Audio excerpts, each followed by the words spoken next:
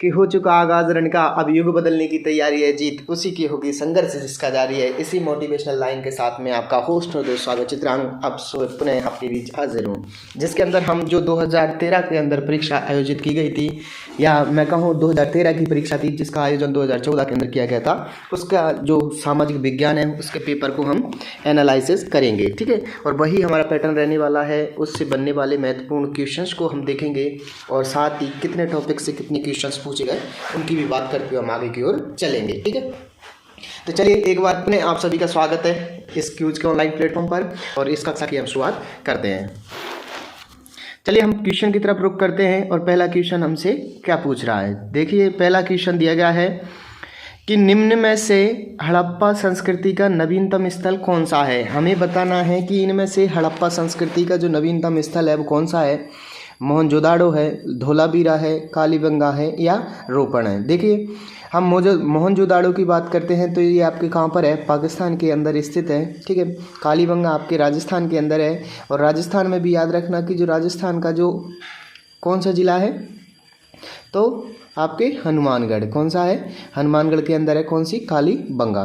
रोपण आपके कहाँ पर है तो पंजाब के अंदर है। ठीक, तो ये थोड़ा सा याद रख लेना। बाद बाकी आपको याद रखना है क्या कि जो नवीनतम स्थल है वो कौन सा है, तो वो आपके हो जाएगा धोलावीरा। धोलावीरा से याद रखना कि आपको क्रिकेट के स्टेडियम के साक्ष्य भी प्राप्त हुए हैं, कहाँ से, धोलावीरा से। नेक्स्ट है आपके सामने, निम्नलिखित में से कौन सा वेद प्राचीनतम है, सामवेद, ऋग्वेद, यजुर्वेद या अथर्ववेद। तो सबसे प्राचीन वेद कौन सा हो जाएगा, ऋग्वेद। ठीक, आगे क्वेश्चन नंबर 3, जैन धर्म के अंतिम तीर्थंकर कौन थे। क्या आपके पार्श्वनाथ थे, पद्म प्रभु थे, ऋषभदेव थे या महावीर स्वामी थे। बताइए फटाफट से कि जो जैन धर्म था उसके अंतिम तीर्थंकर कौन, किसको माना जाता है। तो हम 24वें तीर्थंकर के रूप में जानते हैं किसको, महावीर स्वामी को।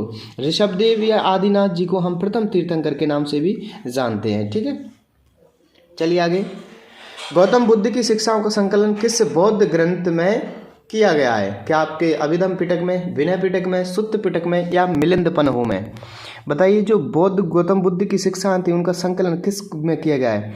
तो आपके 3 पिटक देखने को मिलते हैं, एक तो विनय पिटक, अभिधम पिटक और सुत्त पिटक। ठीक है, तो बाद बाकी हम बात करें कि इनके जो नियम देखने को मिलते हैं या जो शिक्षा है उनको संकलन किया गया है तो वो तो किस में हो जाएंगे, सुत्त पिटक में। जो नियम आदि बनाए गए हैं वो किस में हो जाएंगे, आपके विनय पिटक के अंदर हो जाएंगे। तो इसका सही जवाब क्या होगा, शिक्षाओं का संकलन किस में किया गया है, सुत्त पिटक के अंदर। आगे आपके सामने चंद्रगुप्त मौर्य का उत्तराधिकारी कौन था। क्या आपके अशोक था, विष्णुगुप्त था, बिंदुसार था या कुणाल था। तो चंद्रगुप्त का उत्तराधिकारी कौन था, तो बिंदुसार था। आगे आपके सामने निम्नलिखित में से कौन सा सूफी मत का संप्रदाय नहीं है, सैयदाना, सोहरा, वर्दिया, चिश्तिया या कादरिया। बताइए फटाफट से कि कौन सा है जो सूफी मत का संप्रदाय नहीं है। तो क्या जवाब हो जाएगा, बिल्कुल सही जवाब सैयदाना। बाद बाकी चिश्ती, कादरिया और सोहरावर्दिया ये सूफी मत के संप्रदाय थे, ऐसे भी याद रखते हुए चलना है आपको। ठीक है ना। दिल्ली के लाल किले का निर्माण किसके शासनकाल में हुआ, शाहजहां, अकबर, बाबर और जहांगीर। बताइए फटाफट से किसके शासनकाल में हुआ था। तो दिल्ली के लाल किले का निर्माण किसके शासनकाल में हुआ था, शाहजहां के शासनकाल में। आगे मुगल प्रशासन में सद्र और सुदूर मुख्य क्या था। बताइए सद्र और सुदूर क्या था। तो इसका सही जवाब क्या हो जाएगा कि जो आपके धार्मिक मामले होते थे उनका अधिकारी क्या कहलाता था, तो वो कहलाता सद्र और सुदूर। नेक्स्ट चलते हैं हम, दक्षिण अफ्रीका से आगमन के पश्चात भारत में महात्मा गांधी ने अपनी महत्वपूर्ण सार्वजनिक उपस्थिति किस शहर पर दी। बताइए फटाफट से कौन सा शहर था जहाँ से आने के बाद में उन्होंने महत्वपूर्ण सार्वजनिक उपस्थिति दी थी। तो वो हो जाएगा आपके कौन सा, बनारस। ठीक, आगे आपके सामने 1917 में रूसी बोल्शेविक क्रांति के आरंभ में रूस का जार कौन था। बताइए फटाफट से रूस का जार कौन था। ठीक है, तो उसका जवाब क्या हो जाएगा, आपके निकोलस द्वितीय।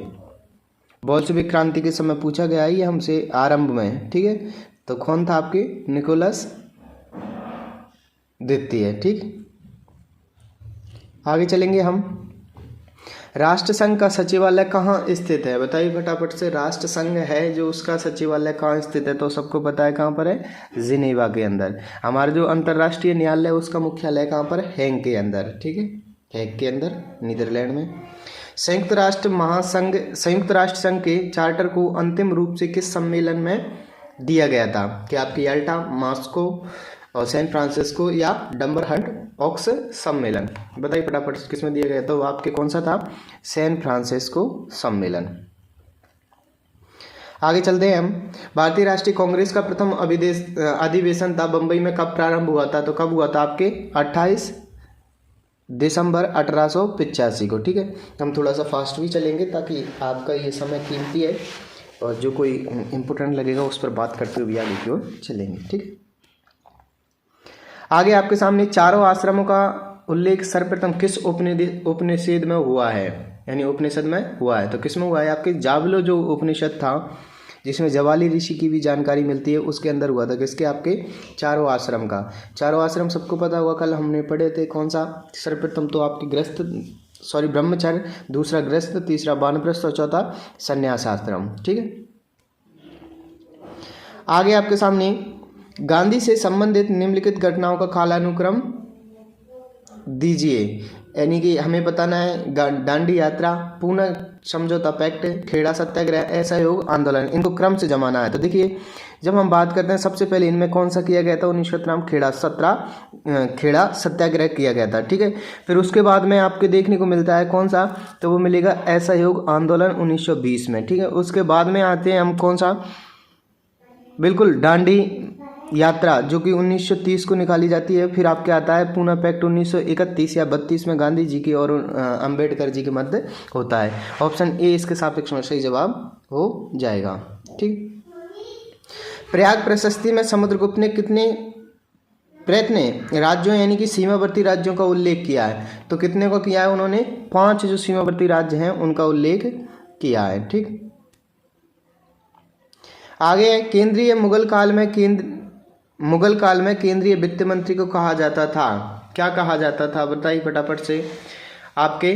तो कहा जाता था कि आपके जो मीर बख्शी होता था, ये तो आपके सैन्य संबंधित जो भी सेना में अधिकारियों की भर्ती करनी है, सेना में अधिकारी या सैनिकों की भर्ती करनी है, उससे संबंधित होता था। कौन? मीर बख्शी। जो न्याय विभाग का अधिकारी होता था उसको कहते थे सदर सुदूर। ठीक है, बाद बाकी जो वित्त मंत्री था उसको क्या कहते थे? दीवाने आला। और एकमात्र हिंदू वित्त मंत्री बने थे वो कौन थे? टोडरमल। इनको भी याद रख लेना, एकमात्र वित्त मंत्री बने थे कौन थे? वो टोडरमल। आगे आपके सामने जुलाई 1776 ईस्वी को 13 अमेरिकी बस्तियों के प्रतिनिधियों ने स्वतंत्रता की घोषणा कहाँ की थी? तो कहाँ पर की थी? क्या न्यू जर्सी के अंदर, न्यूयॉर्क के अंदर, वॉशिंगटन के अंदर या फिलाडेल्फिया के अंदर? तो सही जवाब हो जाएगा कौन सा? फिलाडेल्फिया। राजा कालाशोक के समय कौन सी बौद्ध संगति हुई थी? ठीक है, बताइए फटाफट से कौन सी हुई थी? तो आपके राजा कालाशोक के समय कौन सी बौद्ध समिति हुई थी? प्रथम, तृतीय या द्वितीय या चतुर्थ? तो सबसे पहले हम बात करते हैं कालाशोक, फिर आपके बाद में अशोक। देखिए, सबसे पहली बात करें हम किसके टाइम हुई थी? अजातशत्रु के। किसके? अजातशत्रु के टाइम पर। ठीक है, दूसरी होती है कालाशोक के समय। फिर कालाशोक से बचेगा अशोक। कौन बचेगा? अशोक। और अशोक से बचेगा फिर कौन? कनिष्क। ये 4 आपकी क्या होती हैं? बौद्ध समितियां देखने को मिलती हैं। ठीक है ना। तो सबसे पहले किसके अंदर, किसके साथ में या किसके समय हुई थी? अजातशत्रु की। दूसरी किसके समय हुई थी? कालाशोक के। किसके समय हुई थी? कालाशोक के समय हुई थी। ठीक, चलिए, कालाशोक के समय। आगे, यदि पृथ्वी का अक्ष झुका हुआ नहीं होता तो सूर्य की किरणें लंबवत पड़ती केवल, तो किस पर लंबवत पड़ती केवल? जैसे हमने ये पृथ्वी मानी, ये अभी ऐसे झुकी हुई है, अगर इसकी बजाय ये सीधी रहती और ये सनलाइट है। ठीक है, तो सनलाइट की वजह से क्या होता? ये तो अक्ष है। ठीक है, ये अक्ष है। जब ये पड़ती तो सीधी यहाँ से एक रेखा गुजरती, कौन सी? आपके, तो वो कौन सी हो जाएगी? भूमध्य रेखा। क्योंकि सीधा प्रकाश पर सनलाइट यहीं पर पड़ता है। अभी टेढ़ा होने की वजह से क्या है? इधर भी जाता है और इधर भी आता है। ठीक है ना। तो सीधा सा जवाब इसके पक्ष में कौन सा हो जाएगा? भूमध्य रेखा पर। वायुमंडल अपनी ऊर्जा का अधिकांश भाग प्राप्त करता है, तो कहाँ से प्राप्त करता है? तो देखिए, वायुमंडल का जो अधिकांश भाग है वो प्राप्त करता है, एक तो आती है आपके इधर से फिर ये किधर से जाती हैं, इनको बोलते हैं हम पार्थिव कौन सी, दीर्घ तरंगें, और एक पार्थिव होती है लघु तरंगें। तो सबसे अधिक प्राप्त करता है वो किससे हो जाएगा, पार्थिव विकिरण दीर्घ तरंग से। आगे आपके सामने मैक्सिको से फिलीपाइंस तक नाव को जाने में कौन सी धारा सहायक होगी, बताइए फटाफट से कि जो आपका मैक्सिको से फिलीपाइंस या फिलीपाइन तक जाने में नाव को कौन सी धारा सहायक होगी। तो हम देखते हैं कौन सी, कि आपके जो भूमध्य सागरीय या उत्तरी भूमध्य रेखीय धारा है वो इसके लिए क्या होगी, सहायक होगी। ठीक, आगे ज्वारभाटा की उत्पत्ति का साम्यावस्था का सिद्धांत प्रस्तुत किया था। तो आर ए हैरिस ने, न्यूटन ने, सर जॉन मरे ने, डार्विन ने। बताइए फटाफट से किसने किया था साम्यावस्था का सिद्धांत, तो किसने किया था, आपके न्यूटन ने। ठीक है, साम्यावस्था क्या है, तो एक तरफ गुरुत्वाकर्षण बल लग रहा है और दूसरी तरफ अपकेंद्रीय बल लग रहा है। ठीक है, आगे आ जाइए, बहुत ही अच्छा क्वेश्चन है हमारे सबके बीच में कि चतुष्फलक का सिद्धांत सुमिलित नहीं है, इनमें से हमें बताना है। चतुष्फलक का सिद्धांत W.S. मॉर्गन ने दिया था। प्लेट विवर्तनी सिद्धांत आपके हैरी हेस ने दिया था। ग्रहणु संकल्पना जो आपके चैम्बरलिन व मोल्टर ने दी थी। महाद्वीपीय प्रवाह सिद्धांत आपके वेगनर ने दिया था। बिल्कुल, महाद्वीपीय प्रवाह सिद्धांत वेगनर के द्वारा। ग्रहणु परिकल्पना या ग्रहणु सिद्धांत चैम्बरलिन व मोल्टर ने दिया था। प्लेट विवर्तनी आपके हैरी हेस ने दिया था। लेकिन चतुष्फलक सिद्धांत है वो आपके किसने, W.S. मॉर्गन ने नहीं दिया। कौन सा गलत हो जाएगा, 1 नंबर वाला। अब मिट्टियां दी गई हैं और दूसरी तरफ सुमेलित करना है हमें इन मिट्टियों को। ठीक है, तो चलिए सुमेलित करते हैं। सबसे पहले दी गई है जालौर मिट्टी, और जालौर मिट्टी जो हमें मिलेगी वो कहाँ पर देखने को मिलेगी, तो वो मिलेगी नदियों के बेसिन व तटीय मैदान के क्षेत्र में। ठीक, फिर आगे दिया गया है हमको कौन सा, काली मिट्टी। तो काली मिट्टी की बात करें तो काली मिट्टी हमें पता है कि दक्कन लावा का जो ट्रैक्ट है उसके अंदर हमें देखने को मिलेगी। फिर दी गई है हमें कौन सी, लाल मिट्टी, और लाल मिट्टी हमें मिलेगी कहाँ पर, पठार के उच्च क्षेत्र पर। कहाँ पर, पठार के उच्च क्षेत्र पर। बचा कौन सा, लेटेराइट। पठार का परिधीय क्षेत्र होगा उसके अंदर हमें कौन सी मिलेगी, लेटेराइट मृदा। यानी 1 में 4, 1 में 4, 1 में 4, 1 में 4। आगे 2 में 3, 2 में 3, 2 में 3, 2 में 3। ठीक है, चलिए आगे चलते हैं। आगे आपके सामने सी में 1, सी में 1, यहाँ नहीं है, यहाँ नहीं है, यहाँ नहीं है, सीधे ऑप्शन कौन सा हो जाएगा, ए। आगे आ जाइए, 2001 से 2011 के दौरान जनसंख्या वृद्धि हुई है। बताइए फटाफट से कि भाई 2001 से 2011 के मध्य कितनी जनसंख्या वृद्धि हुई है, तो कितनी हुई है आपके 17.64%। ठीक, नेक्स्ट चलते हैं अपन। निम्नलिखित में से कौन सी एक पवन मौसम के अनुसार दिशा बदलने वाली है। इनमें से कौन सी है जो कि मौसम के अनुसार दिशा बदलने वाली है। तो देखिए, चिनूक नहीं हो सकती, लू नहीं हो सकती, आपकी मिस्टल नहीं हो सकती, तो फिर बची कौन सी, आपके मानसूनी पवन या मानसून वाली जो पवन होती हैं वो अपने मौसम के अनुसार दिशा बदल लेती हैं। लू का संबंध आपके किसके साथ देखने को मिलता है, राजस्थान के साथ में देखने को मिलता है, जो कि राजस्थान से बिहार की ओर चलती है।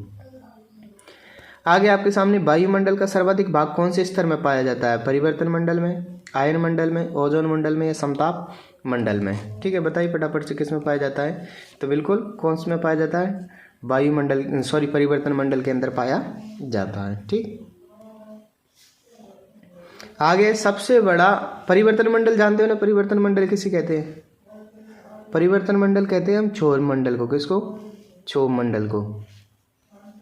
ठीक, क्षोभ मंडल को परिवर्तन मंडल मानते हैं क्योंकि इसमें सबसे अधिक पर्यावरणीय घटनाएं घटित होती हैं इस वजह से। आगे माजुली द्वीप, सबसे बड़ा नदी द्वीप है क्या बताऊँ, आंसर ही निकल गया।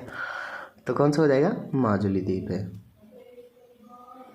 भारत में उष्णकटिबंधीय सदाबहार वन पाए जाते हैं। कहाँ पर पाए जाते हैं, तो ये उष्णकटिबंधीय सदाबहार वन क्या आपके तमिलनाडु में, आंध्र प्रदेश में, केरल में या मध्य प्रदेश में। सही जवाब क्या हो जाएगा, उष्णकटिबंधीय केरल के अंदर पाए जाते हैं। आगे सामान्यतः जिस राज्य में शीतकालीन वृष्टि नहीं होती है वह है, जिस राज्य में शीतकालीन वृष्टि नहीं होती है वह कौन सा है, जम्मू कश्मीर में होती है, महावट के द्वारा हो जाती है। ठीक है, जम्मू कश्मीर में महावट के द्वारा हो जाती है, तमिलनाडु में होती है, अरुणाचल प्रदेश में होती है, लेकिन महाराष्ट्र में शीतकालीन वृष्टि नहीं होती है। आगे है सौर ताप के वितरण को जो कारक प्रभावित नहीं करता है वह है, बताइए फटाफट से कौन सा है। क्या आपके मेघा छादन है, समुद्र से दूरी है, पृथ्वी की ओर सौर कलंकों की संख्या है, और सूर्य किरणों का जो तिरछापन है वो, बताइए फटाफट से कौन सा है जो कि प्रभावित नहीं करता है। देखिए जब हम मेघाच्छादन की बात करते हैं या जब मेघ आते हैं तो मेघ की वजह से बादल बनते हैं, उसकी वजह से तो प्रभावित होता है। ठीक है, आगे हम बात करें समुद्र से दूरी। चलिए इस पर थोड़ा सा बाद में बात करेंगे। तो समुद्र से दूरी का मतलब यहाँ पर कोई मतलब नहीं है कि भाई आपके ये तापमान को प्रभावित करेगा या नहीं करेगा। तो इसका सही जवाब तो कैसे कौन सा हो जाएगा, 2 नंबर वाला। फिर भी बात करें पृथ्वी की ओर सौर कलंकों की संख्या, जो सौर कलंक बनते हैं उनकी संख्या, ठीक है, बिल्कुल प्रभावित करते हैं ये आपके तापमान को। और सूर्य की किरणों का तिरछापन ये भी करता है। तो सही जवाब क्या हो जाएगा आपकी इसके सापेक्ष में, तो वो हो जाएगा कौन सा, समुद्र से दूरी। ठीक, चलिए नेक्स्ट चलते हैं। किसी स्थान पर अगले प्रत्यक्ष अप्रत्यक्ष ज्वार के आने में विलंब होता है, कितना होता है। किसी स्थान पर अगले अप्रत्यक्ष ज्वार का आने का जो समय या विलंब होता है, तो एक ज्वार एक भाटा के मध्य तो कितना होता है 26 मिनट का, और एक ज्वार से लेकर के दूसरे ज्वार का समय जो होता है वो कितना होता है 52 मिनट का। ठीक, तो सही जवाब क्या हो जाएगा 52 मिनट। सह्याद्री, सह्याद्री हिमाचल श्रेणी में स्थित है, शिवालिक में, पश्चिमी घाट में, या वह हिमालय के अंदर। तो किस में हो जाएगा सही जवाब, सह्याद्री आपके कहाँ पर है, पश्चिमी घाट के अंदर। आगे राजस्थान में मैग्नीज खनन के लिए विख्यात स्थान है, क्या तलवाड़ा है, दरीवा है, जावर है, या सिंगाना है। देखिए खितड़ी सिंगाना तो आपके तांबा के लिए प्रसिद्ध है, ठीक है। जावर आपके चांदी के लिए प्रसिद्ध है, किसके लिए, चांदी के समय, और ये आपके राणा लाखा के समय से यहाँ पर चांदी का केंद्र बना हुआ है। बाद में कि आपके खो दरीवा है, ये भी आपके लोई एस्क के लिए प्रसिद्ध है, लेकिन तलवाड़ा बांसवाड़ा के अंदर है, कहाँ पर है, बांसवाड़ा में। तो बांसवाड़ा का तलवाड़ा किसके लिए प्रसिद्ध है, मैग्नीज के लिए प्रसिद्ध है, ठीक है। तलवाड़ा के साथ में आप याद रख लेना, हाँ ठीक है। फिर और जैसे बांसवाड़ा से और पूछ ले, जैसे जगतपुरा भूकिया और अनंतपुरा भूकिया, ये सोने की खानों के लिए प्रसिद्ध है, ठीक है। आगे आ जाइए। निम्नलिखित में से कौन से जिले समूह में 2011 में अधिकतम जनसंख्या वृद्धि प्रतिशत अंकित किया गया था। तो क्या आपके जयपुर, जोधपुर, जैसलमेर, जोधपुर बांसवाड़ा अजमेर, जयपुर कोटा उदयपुर, बाड़मेर जैसलमेर जोधपुर। बताइए फटाफट से किस में किया गया था। यानी इसमें पूछा गया किन जिले समूह ने 2011 में अधिकतम जनसंख्या वृद्धि प्रतिशत अंकित किया था। तो सही जवाब क्या हो जाएगा, सबसे अधिक जनसंख्या वृद्धि रही थी किसकी रही थी, आपके बाड़मेर की, और कितनी रही थी 32.5%। उसके बाद जैसलमेर और फिर जोधपुर। सही जवाब क्या हो जाएगा 2।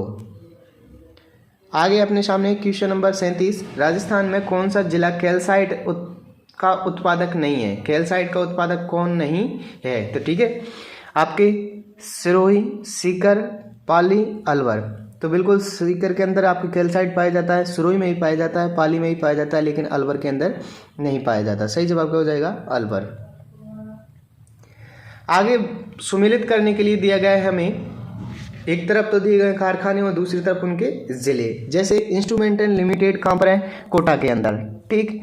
चलिए आगे ऐसे ही दिए गए, Rajasthan state chemical works sambar के अंदर, हिंदुस्तान जो चंबल फर्टिलाइजर्स है वो गड़ेपान के अंदर, हिंदुस्तान जिंक लिमिटेड दीवारी के अंदर। बिल्कुल, तो इसका सही जवाब क्या हो जाएगा कि जो आपका राजस्थान स्टेट केमिकल वर्क्स है ये आपके सांभर पर नहीं है, सांभर पर तो आपके हिंदुस्तान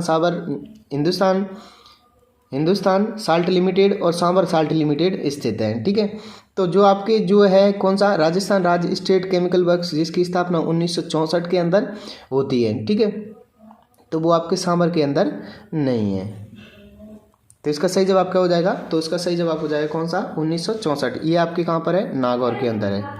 कहाँ पर है, नागौर के अंदर, ठीक है। और जो भी अपनी झील है कौन सी, डीडवाना, वहाँ पर। सही जवाब क्या हो जाएगा इसमें नंबर 2 वाला। बेड़च जिसकी सहायक नदी है वह है, क्या बनास की है, साबरमती की है, सोम की है, या लूनी की है। तो देखिए जब लूनी की बात करते हैं तो लूनी तो आपके अरावली के पश्चिम की होकर के जाती है। इसकी सहायक नदियों में आपके जोजड़ी, लीलड़ी, मीठड़ी, सुकड़ी, जवाई, खारी, सागी, और ऊपर रह जाती हैं तो गुइया और बांडी। ये तो किसकी हो जाएंगी, लूनी की सहायक नदी हो जाएंगी। सोम बात करें तो सोम तो खुद किसकी हो जाती है आपके, सोम माही जाखम बेणेश्वरम धाम पर मिलती है, तो ये माही की सहायक नदी है। ठीक है, बाद में की बात करें हम साबरमती। साबरमती में आपको याद रखना है कि साबरमती है जो कि आपके पदराला की पहाड़ी या पदराना की पहाड़ी उदयपुर से जिसका उद्गम होता है और आपके गुजरात के अंदर जाती हुई, हाँ बिल्कुल, खंभात की खाड़ी के अंदर विलय हो जाती है। ठीक है, बची कौन सी, बनास। इसे हम बेड़च को आहड़ भी कहते हैं। क्या कहते हैं, आहड़ कहते हैं, जिसका आपके उदय सागर की जो उदय सागर झील है इससे इसका उद्गम होता है। ठीक है, सॉरी उदय सागर से नहीं, उदय सागर में आकर के जैसे इसका गोगुंदा हिल से इसका उद्गम होगा, उदय सागर झील में गिरने के बाद में इसका नाम परिवर्तित हो जाता है और ये आहड़ कहलाने लगती है। तो सही जवाब क्या हो जाएगा इसका, बनास की सहायक नदी है। आगे आपके सामने बाजार कीमतों पर सकल राष्ट्रीय उत्पाद में सम्मिलित नहीं है। सकल राष्ट्रीय उत्पाद में क्या सम्मिलित नहीं है, तो क्या हो जाएगा आपके, क्या आपके अप्रत्यक्ष कर है, मूल्यह्रास है, वेतन व मजदूरी है या अनुदान है। तो सकल राष्ट्रीय उत्पाद में देखिए शामिल नहीं है, तो अप्रत्यक्ष कर तो शामिल होता है, मूल्यह्रास भी शामिल होता है, वेतन में मजदूरी भी शामिल होती है, लेकिन इसमें अनुदान को यानी सब्सिडी को शामिल नहीं किया जाता है। साधन लागत पर शुद्ध राष्ट्रीय उत्पादन व बाजार कीमतों पर शुद्ध राष्ट्रीय उत्पादन में निम्न राशि का अंतर होता है। किसका अंतर होता है, शेष संसार से प्राप्त चालू हस्तांतरण का, राष्ट्रीय ऋणों पर ब्याज का, शुद्ध अप्रत्यक्ष कर का, पूंजी उपभोग भत्ता का। तो किसका हो जाएगा आपके, अशुद्ध प्रत्यक्ष कर का आपके जो राष्ट्रीय शुद्ध उत्पादन है और बाजार कीमतों पर शुद्ध राष्ट्रीय उत्पादन में निम्न राशि का अंतर होता है, वो कौन सी हो जाएगी आपके, शुद्ध अप्रत्यक्ष कर। चलिए नेक्स्ट है अपने सामने, जब मौद्रिक सकल राष्ट्रीय उत्पाद 65,000 करोड़ रुपए है और कीमत सूचकांक 125 है, तो वास्तविक सकल राष्ट्रीय उत्पाद यानी जीएनपी क्या होगी, तो बिल्कुल क्या होगी इसकी जीएनपी आपके 65,000 करोड़ रुपए और कीमत सूचकांक 125 है, तो वास्तविक क्या हो जाएगी इसकी 52,000 करोड़। ठीक है, आगे आपके सामने जब मांग अनुसूची बनाई जाती है तो कौन सा घटक स्थिर नहीं रहता, पूरक वस्तुओं की कीमतें, उत्पादन के साधनों की कीमतें, स्थापन वस्तुओं की कीमतें या वस्तु की स्वयं की कीमतें, कौन सी है जो कि आपकी स्थिर नहीं रहता। देखिए पूरक वस्तुओं की सूची ये तो आपकी क्या रहती है, स्थिर रहती है। उत्पादन के साधनों की कीमत ये भी स्थिर रहती है। स्थापन वस्तुओं की कीमत ये भी, हाँ बिल्कुल ये भी स्थिर रहती है, लेकिन वस्तुओं की स्वयं की कीमतें हैं वो स्थिर नहीं रहती हैं। ठीक है, ऑप्शन 4 इसके सापेक्ष में सही जवाब हो जाएगा। तकनीकी में सुधार का पूर्ति वक्र पर क्या प्रभाव होगा, तकनीकी में सुधार का जो पूर्ति वक्र है उस पर क्या प्रभाव होगा, तो क्या आपके दाहिनी ओर विवर्तित होगा, बाईं ओर विवर्तित होगा, पीछे की ओर मुड़ेगा या स्थिर रहेगा। तो देखिए जब तकनीकी सुधार का पूर्ति वक्र पर प्रभाव पड़ता है वो ये होता है कि आपके दाहिनी ओर परिवर्तित होगा। किधर होगा, दाहिनी ओर परिवर्तित होगा। आगे अपने सामने जब ऋणात्मक आय प्रभाव प्रतिस्थापन प्रभाव से ज़्यादा प्रभावशाली हो तो संबंधित वस्तु क्या आपके हीन वस्तु, सामान्य वस्तु, विलासिता की वस्तु या ग्रिफिन वस्तु। देखिए जब ऋणात्मक आय प्रभाव प्रतिस्थापन प्रभाव से ज़्यादा प्रभावशाली हो, जब ऋणात्मक आय प्रभाव है जो हमारी प्रतिस्थापन प्रभाव से ज़्यादा प्रभावशाली हो जाती है तो वस्तुएं क्या हो जाती हैं, ग्रिफिन वस्तुएं हो जाती हैं। ठीक है,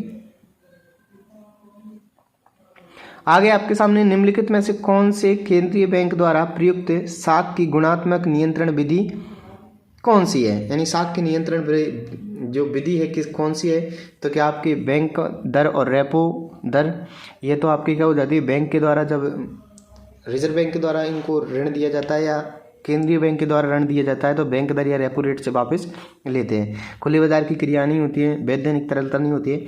उपभोक्ता का साख का नियमन, इसके लिए ये एक विधि है जो आपके क्या करती है, केंद्रीय बैंक के द्वारा प्रयुक्त साख की गुणात्मक नियंत्रण की विधि है। आगे चलेंगे, मुद्रा के लिए अपना कोई भी कार्य करने के लिए निम्नलिखित में से कौन सा गुण आवश्यक नहीं है। क्या आपके लिए स्वीकार्यता, मूल्य में स्थिरता, टिकाऊपन या पहचान। यानी मुद्रा के लिए कोई अपना कार्य करने के लिए निम्नलिखित में से कौन सा गुण आवश्यक है? आवश्यक है तो वो आवश्यक कौन सा हो जाएगा? मूल्य में स्थिरता जरूरी नहीं है, पहचान जरूरी नहीं है, टिकाऊपन जरूरी नहीं है, लेकिन स्वीकार्यता, एक्सेप्टेबिलिटी है वो उसकी होनी चाहिए। ठीक है, तो आपके कौन सा जवाब हो जाएगा? 1 नंबर हो जाएगा। आगे, जब अर्थव्यवस्था में साख का विस्तार करना हो तो केंद्रीय बैंक क्या करेंगे? आपके खुले बाजार में प्रतिभूतियों को बेचेंगे। खुले बाजार में प्रतिभूतियां खरीदता है, बैंक दर बढ़ाता है, या नगद कोणानुपात को बढ़ाता है। तो देखिए, जब अर्थव्यवस्था में साख का विस्तार करना होता है तो केंद्रीय बैंक खुले बाजार में प्रतिभूतियों को क्या करेगा? खरीदेगा, और जैसे ही खरीदेगा तो उसकी क्या होगा? साख का विस्तार होगा। देखिए, ये उस समय करंट का क्वेश्चन था, तो उस समय रघुराज राजन थे। अभी बताना है आपको कि वर्तमान में रिजर्व बैंक के गवर्नर कौन है और जिनको अभी हाल ही में अपॉइंट किया गया। ये क्वेश्चन आपके लिए है, फटाफट से इसका जवाब कमेंट बॉक्स में देना कि भारतीय रिजर्व बैंक के गवर्नर कौन है। ठीक है, जिनको अभी हाल ही में अपॉइंट किया गया है। इससे पहले भी वाले भी याद रखना आपको कि इससे पहले वाले भी कौन थे। सॉरी। भारत में विस्तृत मुद्रा याद रखना, ये क्वेश्चन कई बार पूछा जाता है कि विस्तृत मुद्रा कौन सी है? तो M3 में निम्न में से किसे शामिल किया जाता है? यानी कि जो हमारे पास में M3 मुद्रा है, जिसे हम विस्तृत मुद्रा के नाम से जानते हैं, उसमें किसको शामिल किया जाता है? तो क्या जनता के पास जो करेंसी है उसको शामिल किया जाता है? ठीक है साहब, जनता के पास की करेंसी को शामिल किया जाता है, बिल्कुल M3 के अंदर शामिल किया जाता है। व्यापारिक बैंकों के पास मांग जमाएं, बिल्कुल इसको भी शामिल करते हैं। व्यापारिक बैंकों के पास जमाएं, बिल्कुल। देखिए, मांग जमाएं और बैंक का जो व्यापारिक बैंक है उनके पास जमाएं, इन दोनों को सम्मिलित किया जाता है। और रिजर्व बैंक के पास अन्य जमाएं, बिल्कुल रिजर्व बैंक के पास अन्य जमाएं हों, चाहे जनता के पास करेंसी हो, व्यापारिक बैंकों के पास मांग जमाएं हों, या व्यापारिक बैंकों के पास जमाएं हों, इन सभी को शामिल किया जाता है। यानी कि ABCD सही हो जाएगा। तो यानी ऑप्शन 4 इसके सापेक्ष में सही जवाब है। आगे, भारत में निम्न में से कौन सा क्षेत्र सबसे अधिक रोजगार प्रदान करता है? तो भारत में की बात करें तो तकरीबन 70% आबादी आपकी गांव में निवास करती है, और वो किस पर निर्भर है? तो आपकी कृषि पर निर्भर है। 62% के अप्रोक्सीमेट ये आंकड़ा देखने को मिल जाता है। ठीक, आगे, केंद्रीय बजट में निम्नलिखित में से कौन से घाटे की अवधारणा सबसे नई है? तो कौन सी है? राजकोषीय घाटा, बजट घाटा, राजस्व घाटा, या प्रभावी राजस्व घाटा। तो कौन सा हो जाएगा? केंद्रीय बजट में घाटे की अवधारणा सबसे नई है, वो कौन सी हो जाएगी? प्रभावी राजस्व घाटा, यानी इफेक्टिव रेवेन्यू डिफिसिट। ये आपकी क्या हो जाएगा? सबसे न्यू हो जाएगा। किसके अंदर? तो आपके घाटे के अंदर। निम्नलिखित में से कौन सा भारत की आयतों में द्वितीय प्रमुख मद है? देखिए, उस समय की बात करें तो कौन सा हुआ करता था? तो आपके सोना। ठीक, आगे आ जाइए। किस प्रकार की बेरोजगारी चिरकालिक प्रकृति की होती है? किस प्रकार की बेरोजगारी है वो चिरकालिक प्रकृति की होती है? क्या छिपी हुई होती है, मौसमी होती है, या संगणनात्मक होती है, या रचनात्मक होती है? तो कौन सी हो जाती है? चिरकालिक प्रकृति की, यानी कम प्रकृति की होती है। तो वो कौन सी हो जाती है? स्ट्रक्चरल, यानी कि संरचनात्मक।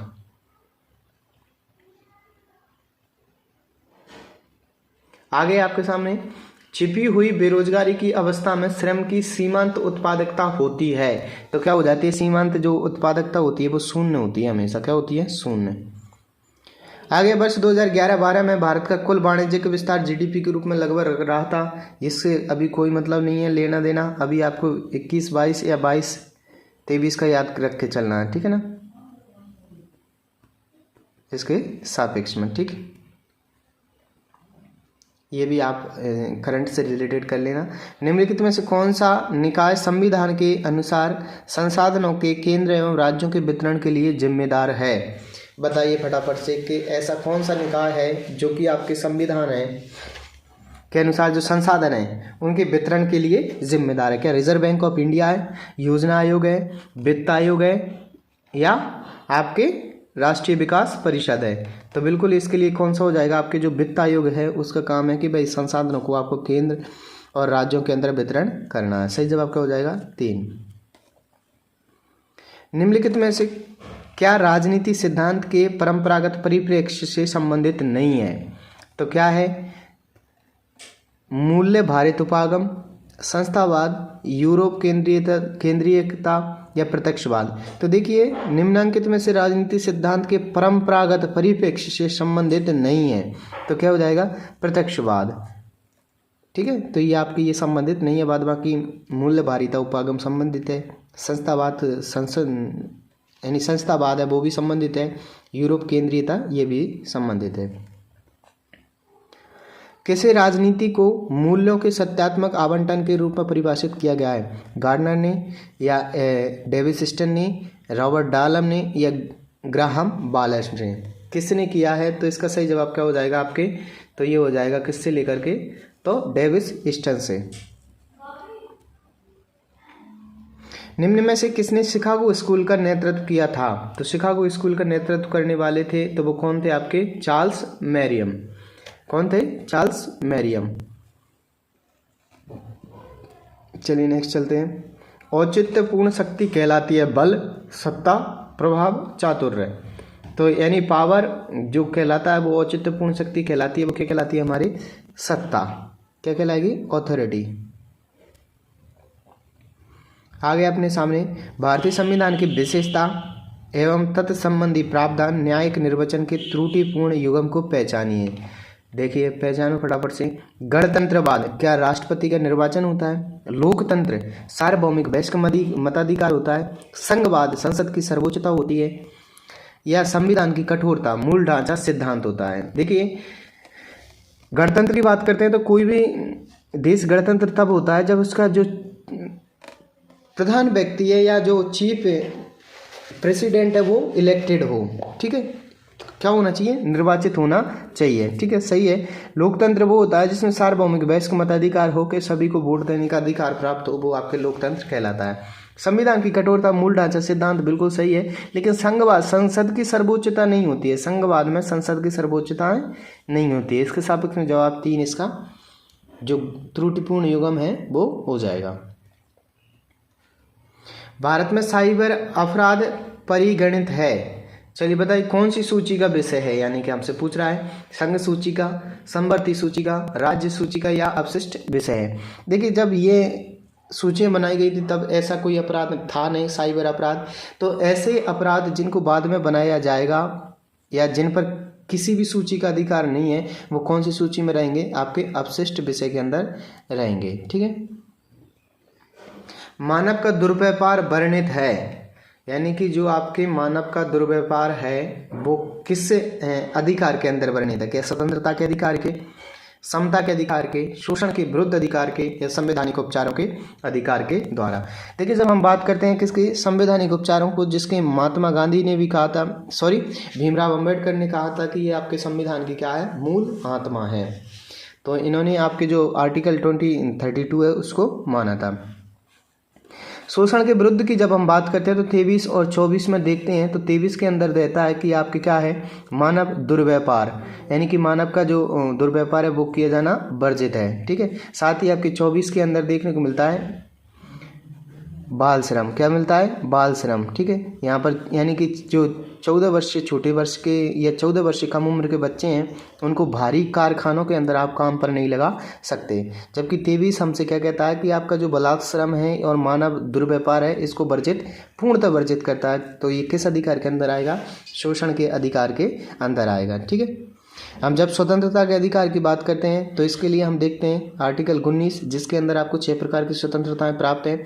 वाक व अभिव्यक्ति की स्वतंत्रता, अबाध विचरण करने की, संघ बनाने की, सम्मेलन करने की, आपको परिभ्रमण करने की स्वतंत्रता इसमें दी जाती हैं। लेकिन इस पर कुछ स्टेप्स भी, यानी कि इन पर कुछ रोकें भी लगाई गई हैं। ठीक है। तो इसको भी आपको थोड़ा सा लेके चलना है। बाद बाकी हम समता के अधिकार की बात करते हैं तो 14 से 18 तक वर्णित देखने को मिलता है। कितने से? 14 से 18 देखने को मिलता है, जिसके अंदर मोस्ट है 17, जिसमें अस्पृश्यता को क्या किया गया है? अनटचेबिलिटी को हाइड किया गया है या अनटचेबिलिटी को माना गया है कि कोई भी किसी के साथ अस्पृश्यता का नहीं कर सकता, वो आर्टिकल 17 में बताया गया है। ठीक है भाई, आपके आर्टिकल 15 के अंदर बताया गया है कि आपके धर्म, जाति, मूल वंश, लिंग, जन्म स्थान के आधार पर भेदभाव नहीं किया जाएगा। ठीक है भाई, आपके 18 के अंदर या 16 में बताया गया है लोक नियोजन में अवसर की समानता, 18 में बताया गया है उपाधियों का अंत। ठीक है, तो ये समता के अधिकार हो जाते हैं। ठीक है, चलिए आगे। हाँ बिल्कुल, स्वतंत्रता के अधिकार की बात करते हैं तो आपको किस मिलता है 19 से 22 तक।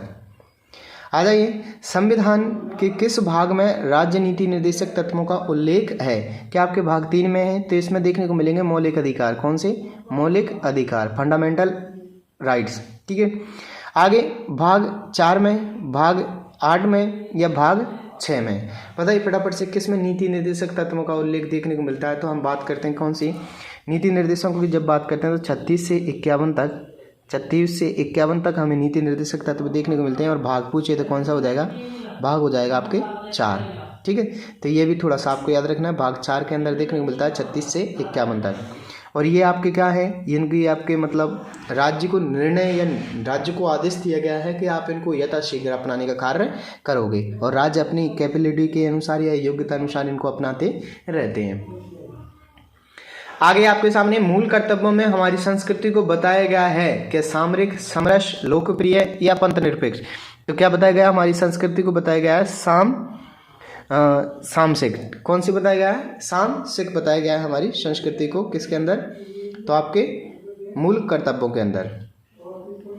आगे, किस संविधान संशोधन द्वारा संवैधानिक संशोधनों के न्यायिक पुनरावलोकन को निषिद्ध किया गया था?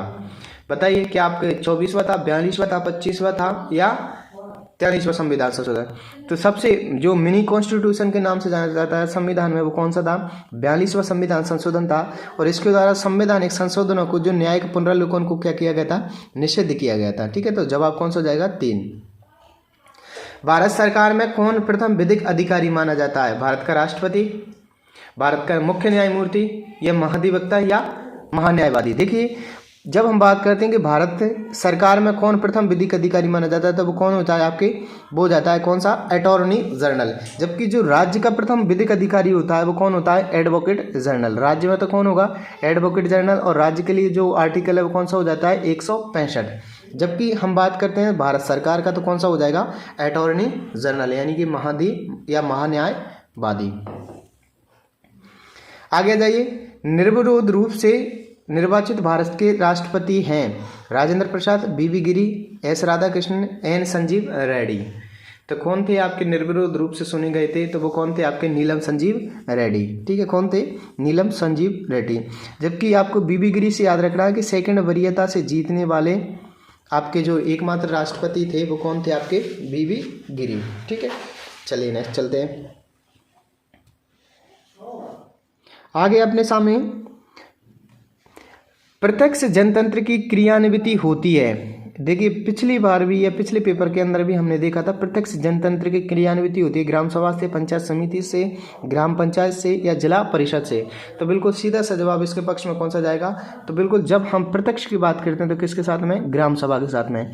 लेकिन ग्राम सभा से एक फैक्ट याद रखना कि ग्राम सभा में ग्राम के सभी लोग सम्मिलित होते हैं, ग्राम के सभी वयस्क सम्मिलित होते हैं, या ग्राम के सभी वयस्क मतदाता सम्मिलित होते हैं, या ग्राम में इनमें से कोई नहीं। तो ग्राम सभा में हमेशा जो ग्राम के अंदर वयस्क मतदाता जो होते हैं वो इसके अंदर क्या होते हैं? शामिल होते हैं। ठीक है, ये भी याद रखना। ग्राम सभा किससे मिलकर बनी होती है? तो ग्राम के सभी वयस्क मतदाता होना चाहिए उसको, सभी वयस्कों से नहीं, सभी वयस्क मतदाताओं से मिलकर के बनी होती है। आगे, किस पड़ोसी देश के साथ उनके मानवाधिकार रिकॉर्ड पर भारत का विवाद है? श्रीलंका, बांग्लादेश, मालदीव, नेपाल। तो किसके साथ हो जाएगा इसका? ये उस समय का जवाब हुआ करता था, तो कौन था? श्रीलंका। हम 2013 के पेपरों को सेकंड पेपर की बात कर रहे हैं। आगे जाइए, भारतीय लोकतंत्र की निम्नांकित घटनाओं को आरोही क्रम अनुसार व्यवस्थित कीजिए, सही उत्तर का चयन कीजिए। ठीक है, तो आरोही क्रम के अंदर आपको व्यवस्थित करना है, यानी कि सबसे आरोही क्रम का मतलब हो गया आपको असेंडिंग ऑर्डर के अंदर जमाना है इनको। ठीक है, तो चलिए जमाते। केंद्र में राष्ट्रीय मोर्चा सरकार का गठन, चलिए, तो सबसे पहले से ही हम बात कर लेते हैं। तो सबसे पहले शाहबानो प्रकरण में उच्चतम न्यायालय का निर्णय, ठीक, 1 नंबर पर आ गया। आगे आएगा केंद्र में राष्ट्रीय मोर्चा सरकार का गठन, ठीक है। आगे आ जाएगा मंडल आयोग की सिफारिशों को क्रियान्विति। फिर आगे जाएगा आपके कौन सा, तो दूसरे नाभिकीय परीक्षण, यानी कि सबसे पहले आ जाएगा सी एक ही में है, तो ऑप्शन ए इसके सापेक्ष में सही हो जाएगा। कृष्णा नदी के जल के वितरण पर किन 2 राज्यों के मध्य विवाद है? तो कृष्णा नदी के मध्य जिन राज्यों का विवाद है, इस पर आयोग चुप रहा था और उसने कहा था कि ये आंसर जो हमने ऑप्शन दिए हैं वो सही नहीं है, ठीक। आगे जाइए, बाद बाकी आप देख लेना कृष्णा नदी के जो जल वितरण पर किन राज्यों के मध्य विवाद देखने को मिलते हैं। हालांकि इसमें 2 से अधिक राज्यों पर विवाद देखने को मिलता है, इस वजह से इसको थोड़ा सा किया गया था, ठीक है। देशों के समूह को पहचानिए जो संयुक्त राष्ट्र की परिषद में भारत की स्थायी सदस्यता के लिए कार्यरत है। G20, ब्रिक्स या G20, तो कौन सा था? G4। ये उस समय की चर्चाओं के कारण, करंट्स के कारण ये चर्चाओं में रहे थे, तो इन पर ज़्यादा जोर नहीं देना है, पर अभी वर्तमान से इनको सबको रिलेटेड करके रखना है आपको। आगे आ जाइए, निम्न में से क्या भारतीय राजनीति पर भूमंडलीकरण का प्रभाव नहीं है?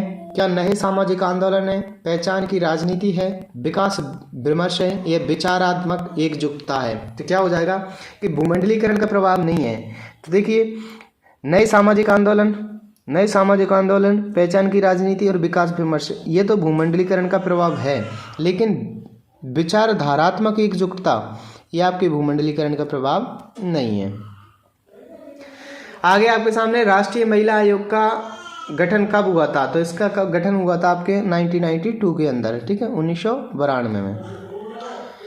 आगे आ जाइए, समाजशास्त्र सामाजिक संबंधों के विषय में है।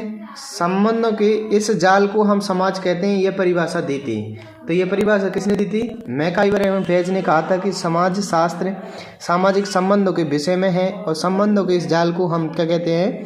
तो समाज कहते हैं। ये किसने कहा था? मैकाइवर और पेज ने।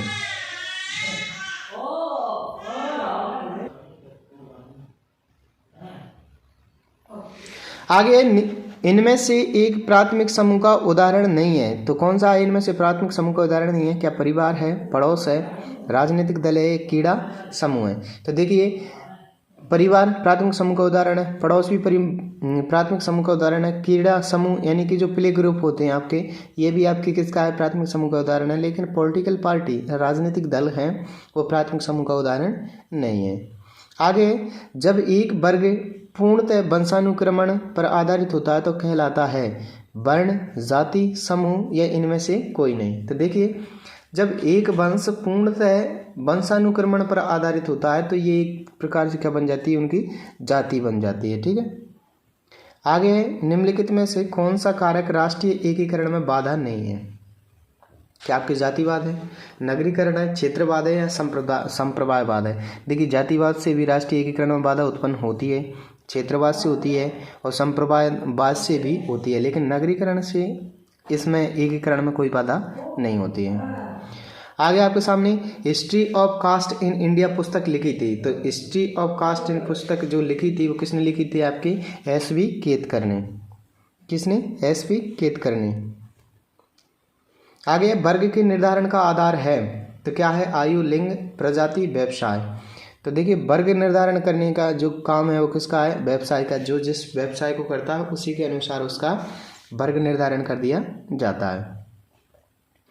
आगे, इनमें से कौन सा सांप्रदायिकता का कारण नहीं है? राजनीतिक हित, धार्मिक कट्टरता, सांप्रदायिक संगठन या आर्थिक विकास?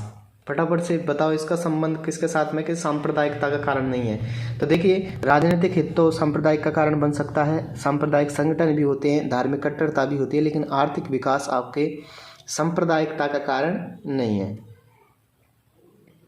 आगे, इनमें से एक पुरुषार्थ का प्रकार नहीं है। हम कल भी पढ़ के आए थे कि कौन कौन से हो जाएंगे? अर्थ, धर्म, काम, मोक्ष, ठीक है। तो इसके अंदर प्रेम है वो आपके पुरुषार्थ का प्रकार नहीं है। और सबसे उच्च कोटि का पुरुषार्थ माना जाता है वो कौन सा है? मोक्ष को माना जाता है। इसमें कौन सा नहीं है? तो वो इसकी जगह काम आ जाएगा। तो कौन सा हो जाएगा? अर्थ, धर्म, काम, मोक्ष, ठीक है। और सर्वार्थ जो या उत्तम पुरुषार्थ है वो कौन सा है, तो वो हो जाएगा मोक्ष। इसका सही जवाब किसके साथ में जाएगा, प्रेम इसका पुरुषार्थ का प्रकार नहीं है।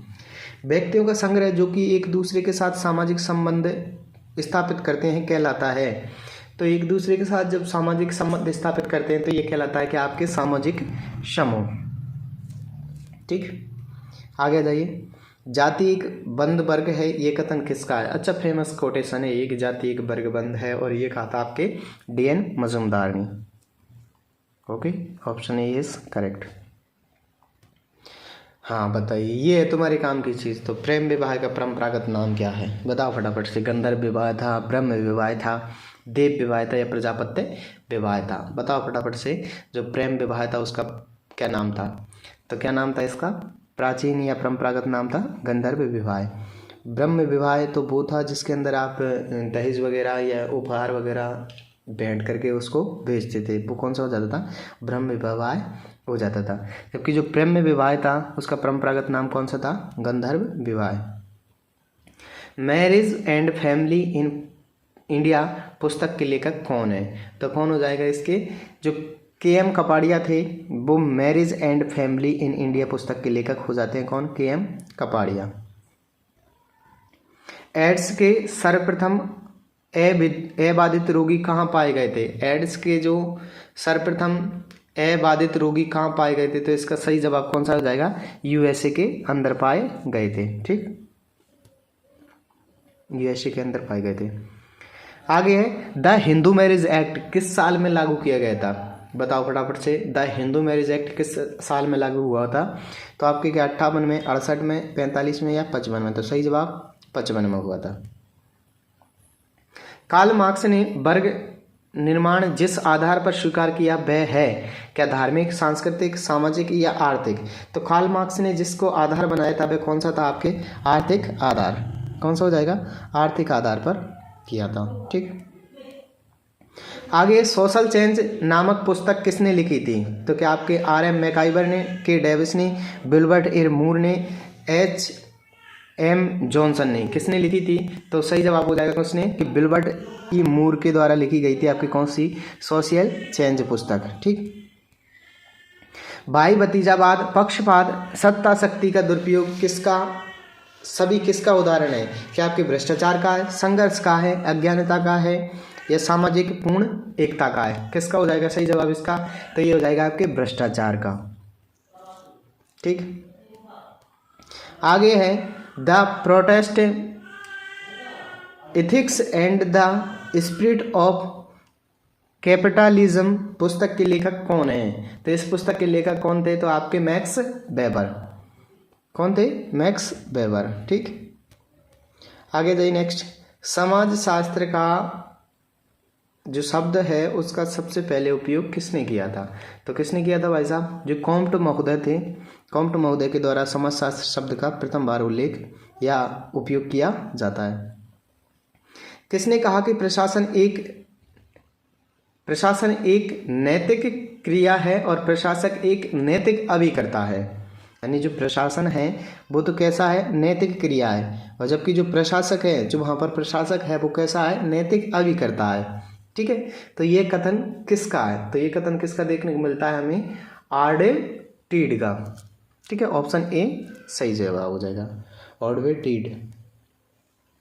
निम्न में से किस दृष्टिकोण को स्वीकार करने पर एक क्षेत्र यथा शिक्षा से दूसरे क्षेत्र यथा लोक निर्माण के प्रशासन से में भिन्नता आ जाएगी, पोस्ट कार्ड में, एकीकृत में, प्रबंधकीय में, या उपयुक्त में से कोई नहीं। तो इसका सही जवाब क्या हो जाएगा अपने, कि जब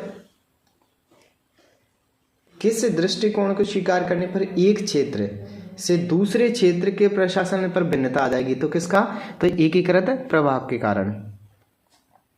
ठीक है, आगे आ जाइए। लोक प्रशासन के एक विषय के रूप में विकास के द्वितीय चरण की सर्वाधिक प्रतिनिधि पुस्तक लेख थी, कौन सी थी, तो बताइए फटाफट से। जो आपके लोक प्रशासन के विषय में विकास के द्वितीय चरण की सर्वाधिक प्रतिनिधि पुस्तक या लेख थी वो क्या थे आपके, क्या फ्रैंक जे गुडनी की राजनीति एवं प्रशासन थी, इनको भी थोड़ा सा याद रखेंगे कि ये इनकी पुस्तकों को कभी पूछ लेता है तो, या उनकी कृतियों से संबंधित पूछता है तो उस समय आप बता सकें। LD वाइट की लोक प्रशासन अध्ययन की प्रवेशिका थी। WF विलोबी की लोक प्रशासन के सिद्धांत थे, ठीक है। यह गुलेक एवं उर्बिक की प्रशासन के विज्ञान पर लेख थे। तो कौन सा जवाब सही हो जाएगा? आपके क्वेश्चन नंबर 4 है जो इसका सही जवाब हो जाएगा। जो गुलेक एवं उर्बिक हैं उनके प्रशासन विज्ञान पर लेख हो जाएगा, ठीक। आगे आपके सामने 99, नवीन लोक प्रशासन में सर्वाधिक बल निम्न में से किस पर दिया गया था? क्या आपके ग्राहक संचालित प्रशासन पर, बाजार उन्मुख प्रशासन पर, नैतिक प्रशासन पर, या पारदर्शी प्रशासन पर? तो सही जवाब क्या हो जाएगा? आपके सबसे अधिक जो बल दिया था वो था इथिकल एडमिनिस्ट्रेशन पर, यानी कि नैतिक प्रशासन पर। क्वेश्चन नंबर 100 है, गलत युग्म की पहचान कीजिए। नव नौकरशाही प्रतिमान रॉबर्ट साइमन के द्वारा दिया था या हर्बर्ट साइमन के द्वारा दिया गया था। मतपेटी के पार प्रजातंत्र जॉन रॉल्स के द्वारा। नव प्रजातांत्रिक प्रशासन विसेंट ऑस्टिन के द्वारा। और जो नव लोक सेवा है वो आपके दी गई थी जुर्गेन हैबरमॉस के द्वारा। तो सही जवाब क्या हो जाएगा इसका? बिल्कुल सही जवाब हो जाएगा आपका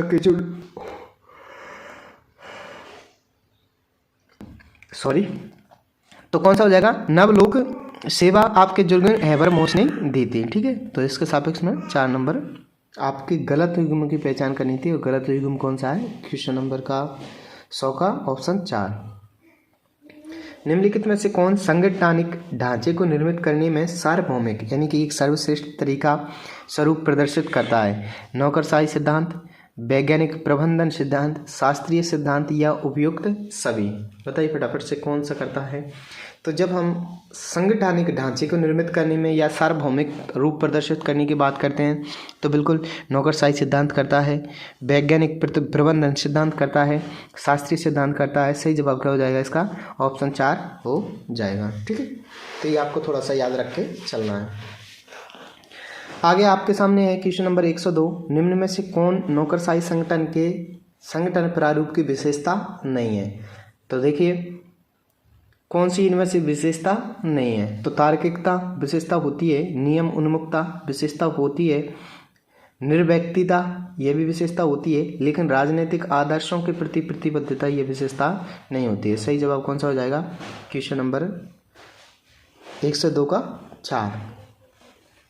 समूह ही शक्ति है फ्योल द्वारा प्रतिपादित निम्न में से किस प्रबंध के सिद्धांत में ये विचार अभिव्यक्त होता है? तो किस विचार में ये अभिव्यक्त होता है? तो ये हो जाता है आपके किस में? जो एस्प्री डी कॉर्प्स का सिद्धांत या जो विचार था उसके अंदर ये फ्योल द्वारा प्रतिपादित था कि विचार अभिव्यक्त होता है किसका? कि समूह ही शक्ति है। उस अवसर की पहचान करना एवं एक निर्णय लेना आवश्यक हो गया। ये कथन साइमन के निर्णय निर्माण मॉडल की किस क्रिया से संबंधित है? ठीक है, क्या आपके बौद्धिक क्रिया से है, डिजाइन क्रिया से है, चयन क्रिया से है, ये उपयुक्त में से कोई नहीं। यानी हमें उस अवसर की पहचान करना, एक निर्णय लेना आवश्यक हो गया है, ये कथन। तो जब निर्णय लेना आवश्यक हो गया है या पहचान करना आवश्यक हो गया है तो ये किसका उदाहरण हो जाएगा? इंटेलिजेंस एक्टिविटी का, यानी कि बौद्धिक क्रिया का। हर्ज़बर्ग के अनुसार निम्न में से कौन सा एक स्वच्छता का कारक नहीं है? यानी कि इनमें से कौन सा एक स्वच्छता का कारक नहीं है? क्या आपकी प्राप्ति एवं वृद्धि आवश्यकताएं, कंपनी की नीति एवं प्रशासन, कार्य दशा एवं वेतन, पर्यवेक्षण एवं अंतर्व्यक्तित्व संबंध? तो कौन सा हो जाएगा जो कि स्वच्छता का कारक नहीं है? प्राप्ति एवं वृद्धि आवश्यकताएं, ऑप्शन नंबर 1। आगे आपके सामने क्वेश्चन नंबर 106, लोक सेवकों को राजनीतिक तटस्थता को कार्यक्रम तटस्थता के साथ जोड़ करके भ्रम में नहीं पड़ना चाहिए, ये किसने कहा था? तो ये किसने कहा था? आपके पॉल एच एलपी ने। किसने कहा था? पॉल एच एलपी ने कहा था कि आपके जो लोक सेवक हैं उनको राजनीतिक तटस्थता से कार्यक्रम तटस्थता के साथ जोड़ करके भ्रम में नहीं पड़ना चाहिए। आगे आपके सामने लोक सेवकों की तटस्थता एवं भेदभावहीनता को सुनिश्चित करने के लिए द्वितीय प्रशासनिक सुधार आयोग निम्न में से किसकी अनुशंसा की थी? क्या आपके लोक सेवकों का राजनीतिकरण, लूट खसोट प्रणाली, अनुचित 309 का निरसन या एक नवीन लोक सेवा कानून। तो किसका किया गया था? आपके जो एक भाई भेदभावहीनता को सुनिश्चित करने के लिए आपके एक नवीन लोक सेवा कानून बनाया जाना चाहिए। ऑप्शन 3 इसके सापेक्ष में सही जवाब होगा। आगे, निम्न में से किसने सामान्यज्ञों के प्रभुत्व वाली लोक सेवाओं की अनुशंसा की थी? फुलटन समिति ने, रॉबर्ट्स प्रेस्टक ने, नॉर्थ कॉल ट्रेवल्स रिपोर्ट ने या द्वितीय वेतन आयोग ने? तो इसका सही जवाब कौन सा हो जाएगा कि जो आपकी नॉर्थ कोर्ट ट्रेवल्स रिपोर्ट थी उसने कहा था कि जो प्रभुत्व वाली लोक सेवा के हैं उनकी अनुशंसा करने का काम करता है। किसने इस मत का समर्थन किया कि यदि किसी विभाग का कार्य प्रमुख रूप से तकनीकी हो तो उसी क्षेत्र के विशेषज्ञों को सचिव बनाया जाना चाहिए? तो ये किसने कहा था? आपके जो द्वितीय वेतन आयोग था उसने कहा था कि यदि किसी विभाग का कार्य प्रमुख रूप से तकनीकी हो, यानी कि अगर किसी कार्य का जो प्रमुख कार्य है वो क्या हो? तकनीकी हो, तो उसी क्षेत्र के विशेषज्ञों को सचिव बनाया जाना चाहिए। ये किसने कहा था? द्वितीय वेतन आयोग ने। आगे आपके सामने, प्रशासन में जन सहभागिता सुनिश्चित करने हेतु द्वितीय प्रशासनिक सुधार आयोग ने निम्न में से किसकी अनुशंसा नहीं की थी? ठीक है, यानी इनमें से 3 तो ऐसे हैं जिनकी अनुशंसा की थी और एक है जिसकी अनुशंसा नहीं की थी। तो नागरिक समूहों से निश्चित समयावधि में संपर्क करना, बिल्कुल सही है। समस्त शिकायतों के पंजीकरण हेतु त्रुटि रहित व्यवस्था का विकास करना, बिल्कुल सही है। शिकायत समाधान एवं प्रतिक्रिया हेतु समय सारणी की व्यवस्था करना, बिल्कुल सही है।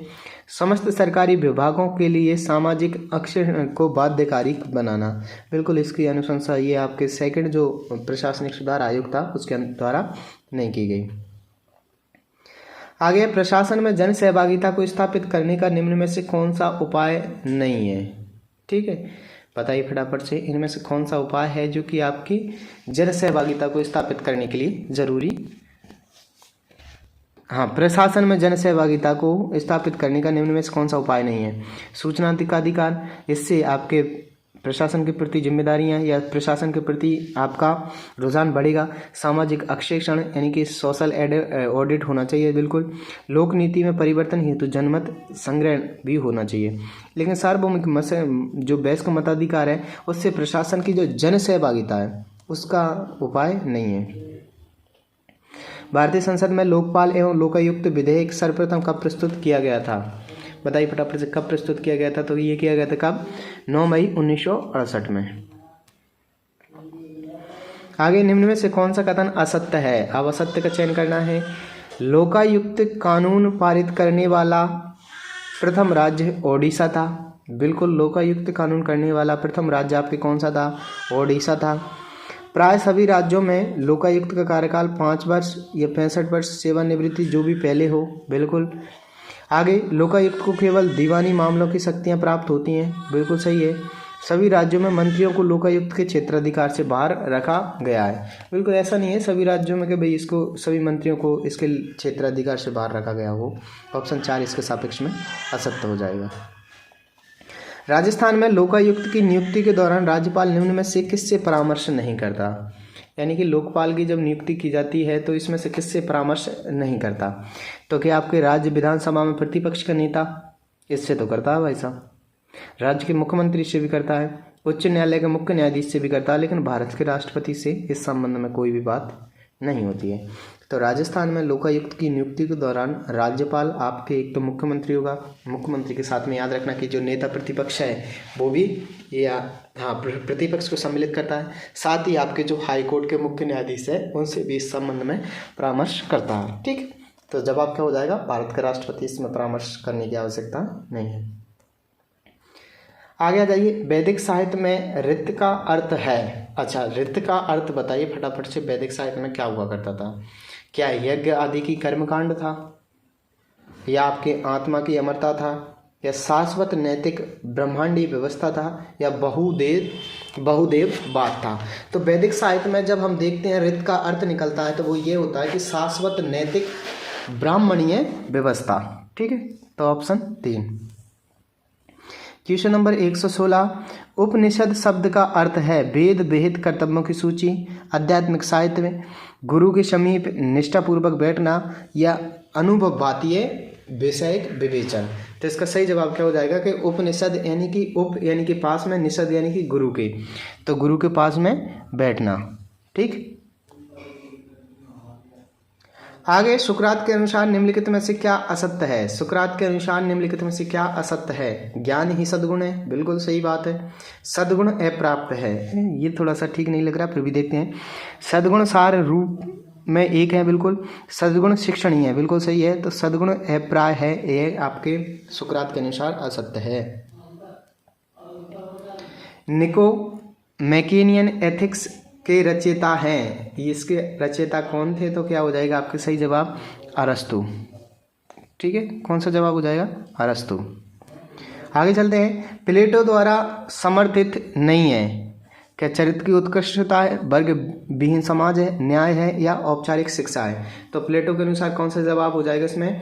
कि समर्थित नहीं है। बाद में उन्होंने चरित्र की उत्कृष्टता को समर्थन दिया था, न्याय को दिया था, आपके फॉर्मल एजुकेशन को भी दिया था, लेकिन वर्ग विहीन समाज, कौन सा? वर्ग विहीन समाज, इसके समर्थन में नहीं थे। आगे क्वेश्चन नंबर 120। स्थूल सुखवाद की मान्यता है। स्थूल सुखवाद की मान्यता क्या है? सुखों में केवल गुणात्मक भेद होता है, सुखों में केवल मात्रात्मक भेद होता है, सुखों में गुणात्मक एवं मात्रात्मक भेद होता है, और सुख किसी उच्चतर साध्य की प्राप्ति का साधन है। तो सही जवाब इसके सापेक्ष में क्या हो जाएगा? कि सुखों में केवल कौन सा सुखवाद? स्थूल सुखवाद की मान्यता है कि सुखों में केवल मात्रात्मक भेद होता है, यानी कि 2 इसके सापेक्ष में सही जवाब हो जाएगा। आगे है, निम्नलिखित में से क्या कांट के नीति शास्त्र में महत्वहीन एवं अप्रासंगिक है? क्या कर्मफल है, शुभ संकल्प है, संकल्प स्वतंत्रता है, ये साध्यों का राज्य है? तो इसके सापेक्ष में सही जवाब हो जाएगा, वो कौन सा हो जाएगा? कि कांट के महत्वहीन अप्रासंगिक है, तो वो कौन सा हो जाएगा? कर्म का फल। 1 नंबर सही जवाब। दंड के 3 सिद्धांत हैं, प्रतिकारात्मक, सुधारात्मक एवं कौन सा हो जाएगा? क्या आपके सकारात्मक है, उपचारात्मक है, काल्पनिक है, या प्रतिरोधात्मक या निवर्तनात्मक? तो कौन सा सही जवाब हो जाएगा इसके सापेक्ष में? तो इसके सापेक्ष में जवाब हो जाएगा कि जो ऑप्शन नंबर 4 है वो सही जवाब है। आगे है, निम्न में से कौन सा विकल्प नियतिवाद के सिद्धांत की श्रेष्ठतम रूप से अभिव्यक्त करता है? जो घटित होता है वह ईश्वर इच्छा है, जो भी घटित होता है वह भविष्यवाणी योग्य है, जो भी घटित होता है वह पूर्व निर्धारित है, हर एक अपनी इच्छा अनुसार कार्य कर सकता है। तो इसके लिए सही जवाब क्या हो जाएगा? अपना सही जवाब हो जाएगा कि जो भी घटित होता है वह पूर्व निर्धारित है। और ये आपके किसके लिए? नियतिवाद सिद्धांत को। नियतिवाद सिद्धांत ये कहता है कि जो कुछ भी घटना है या जो कुछ भी घटित होता है वो क्या है? पहले से पूर्व निर्धारित है। ठीक, आगे पुरुषार्थों का सही क्रम क्या है? तो पुरुषार्थों का सही क्रम अर्थ काम मोक्ष धर्म, मोक्ष धर्म काम, तो ये तो हो ही नहीं सकते क्योंकि मोक्ष सबसे लास्ट में आता है। काम अर्थ धर्म मोक्ष, धर्म अर्थ काम मोक्ष। बताइए फटाफट से कौन सा हो जाएगा सही जवाब? तो सबसे पहले धर्म, धर्म के बाद में अर्थ, फिर काम मोक्ष, काम मोक्ष, काम मोक्ष। तो ऐसे याद रखना आप इसको कि धर्म अर्थ काम मोक्ष, धर्म अर्थ काम मोक्ष। काम मोक्ष को पीछे लाना है और धर्म और अर्थ को, पहले धर्म आएगा, फिर आएगा आपके अर्थ, फिर आएगा आपके काम, फिर आएगा आपके लास्ट में मोक्ष। सबसे उत्तम कौन सा है या सबसे बड़ा कौन सा है? तो आपके मोक्ष। भगवत गीता के अनुसार मुक्त जीव वह है जिसने त्याग दिया। भगवत गीता के अनुसार मुक्त जीव यानी कि कौन सा जीव है जो मुक्त है? क्या इच्छाओं को त्याग दिया वो, कर्मों को त्याग दिया वो, या आसक्तियों को त्याग दिया वो, या क्रोध को त्याग दिया वो? तो इसके सापेक्ष में सही जवाब क्या हो जाएगा? कि गीता के अनुसार मुक्त जीव वह है जिसने एक तो अपनी इच्छाओं को त्याग कर दिया हो। क्या कर दिया हो? इच्छाओं को त्याग कर दिया हो, साथ ही आपकी आसक्तियों को त्याग कर दिया हो। ठीक है, तो बिल्कुल, तो इसके सापेक्ष में ए और सी, ए और सी, ए और सी, अच्छा बिल्कुल ऑप्शन 4 इसके सापेक्ष में सही जवाब हो जाएगा। देखिए क्रोध का भी होता है, लेकिन इच्छाओं को और आसक्तियों को त्यागने पर वो जीव मुक्त हो जाता है। ठीक है, क्रोध को अगर तुम नहीं भी त्यागो तो भी कोई टेंशन नहीं है, लेकिन जब तुम्हारे अंदर इच्छाएं ही नहीं रही, तुम्हारे अंदर किसी को पाने की चाह ही नहीं रही, तो वो जीव क्या हो जाएगा? मुक्त हो जाएगा। ठीक है, आगे क्योंकि जब ये सब चीज़ें होंगी ही नहीं तुम्हारे अंदर, तो तुम्हारे अंदर क्रोध वैसे भी आना ही नहीं है। किसके अनुसार प्रज्ञा, साहस, संयम एवं न्याय 4 दार्शनिक सद्गुण हैं? किसने कहा था कि प्रज्ञा, साहस और संयम एवं न्याय 4 दार्शनिक गुण हैं? तो ये किसने कहा था? तो आपके प्लेटो ने कहा था। ठीक, ऑप्शन ए करेक्ट। निम्न में से क्या वेद का अंग नहीं है? ये कई बार क्वेश्चन के अंदर पूछा जाता है, तो याद रखना कि जो वेद के अंग है वो क्या है। एक तो ब्राह्मण है, ब्राह्मण के साथ संहिता और संहिता के साथ आरण्यक है। क्या क्या हो जाएंगे? ब्राह्मण, ब्राह्मण के साथ संहिता, संहिता के साथ आपके आरण्यक, आरण्यक, ये तो क्या हो जाएंगे? आपके वेद के अंग हो जाएंगे। ठीक है, लेकिन जो इसमें दिया गया है पुराण वो वेद का अंग नहीं है। ठीक है, तो इन तीनों को भी याद रखना, मोस्ट क्वेश्चन है और जवाब क्या हो जाएगा? 2। आगे 4 आर्य सत्यों के अनुसार ऐसा नहीं है कि दुख है, दुख शाश्वत है, दुख निरोध संभव है या दुख का कारण। बताइए फटाफट से 4 आर्य जो आर्य सत्य थे उनके अनुसार क्या नहीं है इनमें से। तो देखिए, दुख है, बिल्कुल दुख है, और दुख है तो दुख का कोई ना कोई कारण जरूर होगा, और दुख का कोई ना कोई कारण है तो दुख का जो निरोध है वो संभव है। ठीक है, यानी कि उसको हटाना संभव है। लेकिन दुख शाश्वत, दुख भाई हमेशा थोड़ी है, दुख शाश्वत नहीं है, ये गलत बात है। ठीक है, आगे चलते हैं। गांधी जी का जो सत्याग्रह अस्वीकार करता है, क्या करता है? विरोधी के लिए प्रेम, नैतिक बल या निष्क्रिय प्रतिमार्ग या अहिंसा का मार्ग। तो क्या हो जाएगा इसका? निष्क्रिय प्रतिरोध। जो गांधी जी का सत्याग्रह था वो स्वीकार करता है कि आपका जो निष्क्रिय प्रतिरोध है उसको। देकार्त के अनुसार स्वयं सिद्ध सत्य है। मैं सोचता हूँ इसलिए मैं हूँ। ईश्वर दयालु है और सर्वशक्तिमान है। ईश्वर ने जगत की रचना की है और जगत सदा परिवर्तनशील है। बताइए फटाफट से, देकार्त के अनुसार स्वयं सिद्ध सत्य है तो वो क्या है? कि मैं सोचता हूँ इसलिए मैं हूँ। ये ही क्या है? स्वयं सिद्ध सत्य है। 3 इसके सापेक्ष में सही जवाब। आगे आपके सामने राष्ट्रीय पाठ्यचर्या 2005 की रूपरेखा के अनुसार शिक्षक मालिक है, नेता है, उपरोक्त में से कोई नहीं, सुविधा प्रदाता। क्या हो जाएगा? तो फैसिलिटेटर है बस, और कुछ नहीं है।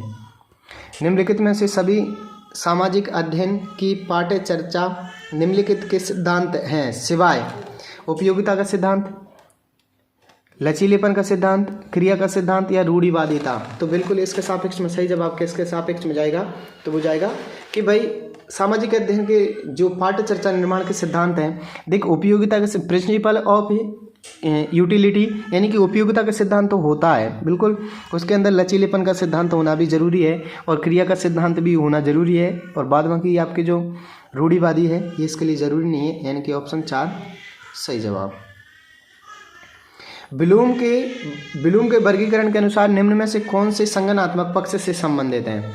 इनमें से बताना है कि कौन से हैं जो संज्ञानात्मक पक्ष से संबंधित है। प्रत्यास्मरण करना, विश्लेषण करना या लिखना। तो ब्लूम के अनुसार क्या था कि आपके प्रत्यास्मरण करना और विश्लेषण करना ये आपके संज्ञानात्मक पक्ष से संबंधित है। ठीक है, आगे चलिए। एक प्रभावी शिक्षक वह है जो कक्षा पर नियंत्रण रख सके, अधिक सूचना दे सके, गृह कार्य की सावधानी पूर्वक जांच कर सके या विद्यार्थियों को अध्ययन के लिए प्रेरित कर सके। देखिए सभी ऑप्शन इसमें सही से लगते हैं, लेकिन जो बेस्ट है वो चुनना है।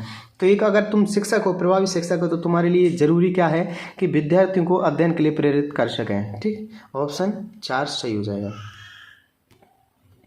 आगे आपके सामने निम्नलिखित में से कौन सा कक्षा 7 के बालकों द्वारा अपनी सृजनात्मकता को अभिव्यक्ति करने योग्य बनाने के लिए सर्वाधिक उपयुक्त होगा?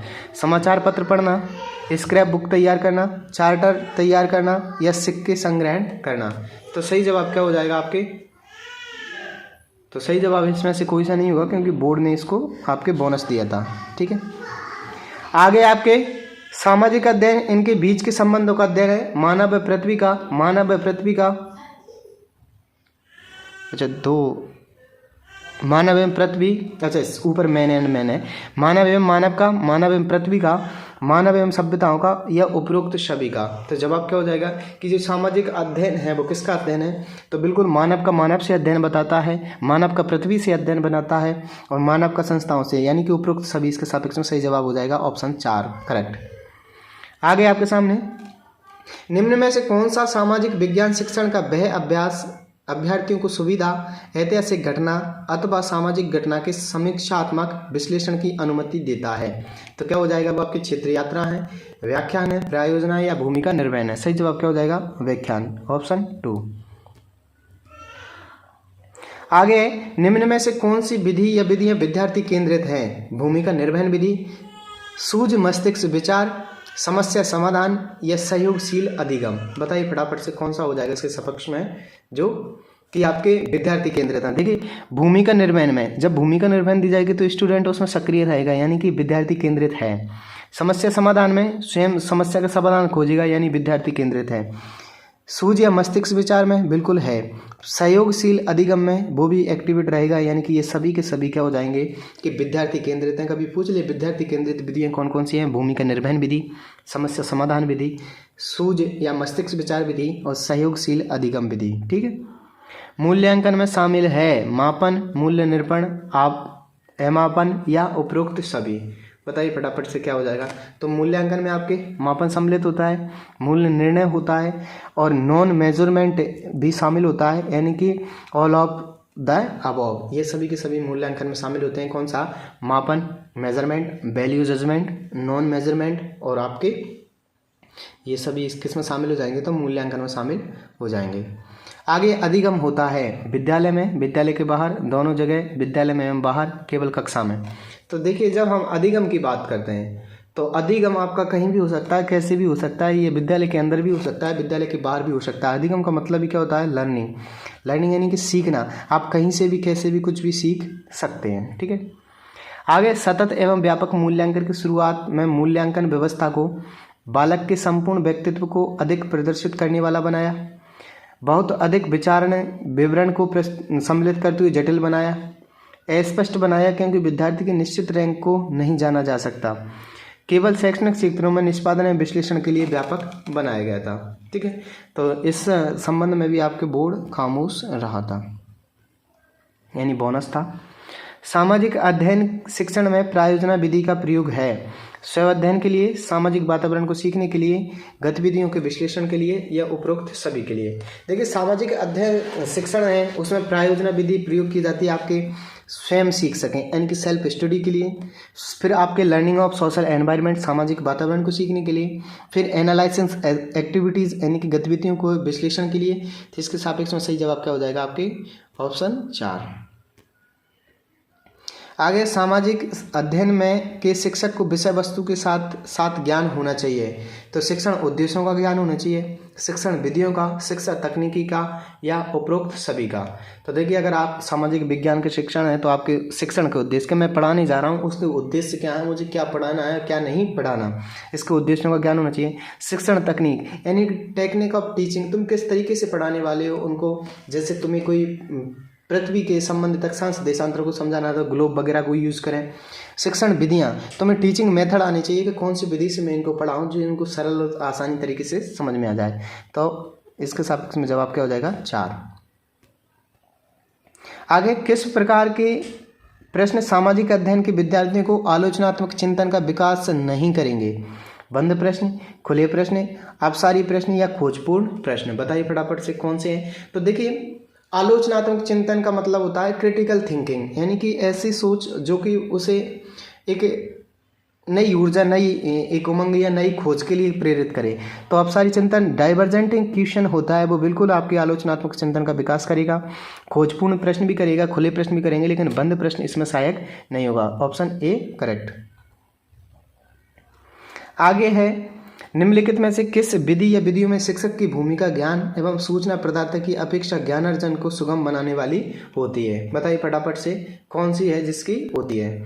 तो क्या व्याख्यान विधि में, प्रायोजना में या कहानी विधि में। कहानी विधि में शिक्षक स्वयं सक्रिय रहता है, तो इसमें आपकी भूमिका ज्ञान एवं सूचना प्रदाता की अपेक्षा ज्ञान अर्जन को सुगम बनाने की, तो ये नहीं रहेगी। ठीक है। बाद बाकी जो आपके प्रोजेक्ट मेथड है इसके अंदर आपके ये ज्ञान अर्जन को सुगम बनाने वाली होती है। प्रायोजना विधि का दार्शनिक आधार है आदर्शवाद, प्रयोजनवाद, प्रकृतिवाद या इनमें से कोई नहीं। तो क्या जवाब हो जाएगा कि जो प्रयोजनवाद है वो आपके प्रायोजना विधि का दार्शनिक आधार है। आगे है, सामाजिक अध्ययन का एक शिक्षक स्वयं को व्यावसायिक रूप से अध्ययन कर सकता है। कैसे कर सकता है? पुनः पाठ चर्चा में भाग लेकर के, संगोष्ठियों में भाग लेकर के, व्यावसायिक संगठन और निकायों का क्रियाशील सदस्य बन करके, अपनी क्षेत्र की पत्रिकाओं एवं सामायिक पढ़ करके। तो ये क्या जवाब हो जाएगा कि सामाजिक अध्ययन का एक शिक्षक है स्वयं को व्यावसायिक रूप से अध्ययन कर सकता है। तो पाठ चर्चा के कार्यक्रम में भाग लेकर बिल्कुल, संगोष्ठी में भाग लेकर बिल्कुल, व्यावसायिक संगठन एवं निकायों का क्रियाशील सदस्य बन करके, अपने क्षेत्र की समसामयिक घटनाओं को पढ़ करके। चारों ही सही हैं, ऑप्शन ए करेक्ट हो जाएगा। आगे पाठ्य योजना के पंचपदीय उपागम का श्रेय दिया जाता है। यानी पंचपदीय जो उपागम बताया था वो किसने बताया था? तो आपके वो बताया था किसने? जोहान फ्रेडरिक हर्बर्ट को। किसको? जोहान फ्रेडरिक हर्बर्ट को। ठीक है। अपना 149वां क्वेश्चन है, निम्न में से कुछ अनुदेशन सहायक सामग्री दी गई है, प्रकृति को निश्चित कीजिए और कोड को सही चयन कीजिए। श्यामपट्ट कंप्यूटर पावर पॉइंट द्वारा प्रदर्शन। ठीक है। अब हमको बताना है इनके संबंध में। कैसे? कि ए कठोर शिल्प है, बी एवं बी व सी कोमल शिल्प हैं। कंप्यूटर और पावर पॉइंटर द्वारा प्रदर्शन, ए व बी कठोर शिल्प हैं और आपके सी कोमल शिल्प है। देखिए श्यामपट्ट तो ये भी आपके कठोर के अंदर है। ठीक। कंप्यूटर ये भी कठोर के अंदर है। पावर पॉइंटर द्वारा प्रदर्शन तो ये आपके कोमल में आ जाएगा। तो ऑप्शन 2 इसके सापेक्ष में सही जवाब हो जाएगा। और लास्ट क्वेश्चन है आज का अपना, पाठ्य चर्चा में निम्न में से कौन से पद सम्मिलित होते हैं? विषय वस्तु, नियोजन गतिविधि, कार्यक्रम, चाही गई अधिगम प्राप्तियां। बताइए फटाफट से कौन से शामिल होते हैं? तो क्या जवाब हो जाएगा कि आपके पाठ्य चर्चा है उसमें विषय वस्तु भी शामिल होती है, नियोजन गतिविधि का कार्यक्रम भी होता है और चाही गई अधिगम प्राप्तियां भी होती हैं। यानी कि 3 सही जवाब हो जाएगा। ठीक है। तो यह था हमारे सेकंड ग्रेड का एसएसटी का पेपर। इसके बाद में फिर हम नेक्स्ट पेपर की बात करने वाले हैं। ठीक है। तो आप सभी बने रहें और अगर आप पहली बार हैं तो इस चैनल को लाइक करें, शेयर करें और चैनल को सब्सक्राइब करें। यहाँ पर आपको एक प्लेलिस्ट दी गई है। इस प्लेलिस्ट में आपको सभी सेकंड ग्रेड एसएसटी के पेपर उपलब्ध करवाए जाएंगे, साथ ही आपको फर्स्ट ग्रेड जीके के पेपर भी उपलब्ध करवाए जाएंगे। ठीक है। तो आज के लिए इतना ही, मिलते हैं कल की कक्षा के अंदर। जय हिंद, जय भारत।